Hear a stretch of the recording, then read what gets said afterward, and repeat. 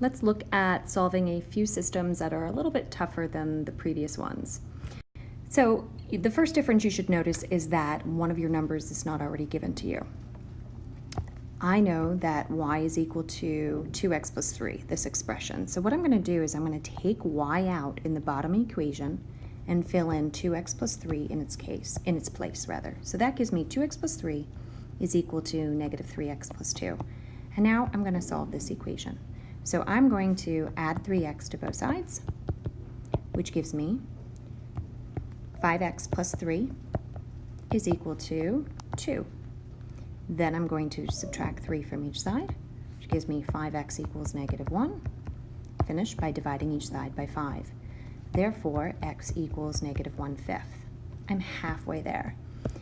In my ordered pair, the point at which they cross, the x value is negative 1/5. And I know that they're going to cross because if you think about these two lines, one has a positive slope and the other is a negative slope. So they have to meet somewhere.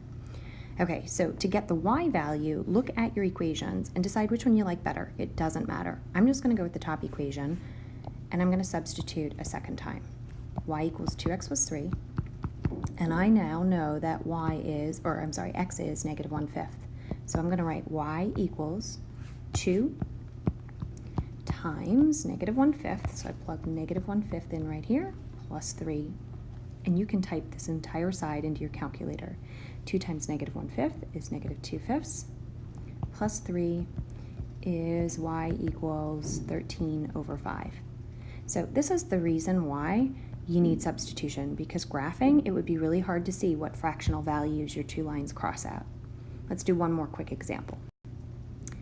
All right, in this one, again, I have both in slope-intercept form. So I'm going to take y equals 1/4 x minus 2, and I'm going to plug that into the other one. So 1/4 x minus 2 is equal to negative 2x plus 7, and I'm going to solve this equation for x. So I'm going to add 2x to both sides, which gives me 9/4 rather. Do that again. So 9/4 x minus 2 equals 7. And then I'm going to add 2 to each side, which gives me 9/4 x equals 9. Sorry about that, Bill. And then we're going to divide each side by 9/4, or you can multiply by the reciprocal, which I prefer, but I'm going to divide in this video, which gives me x equals 4.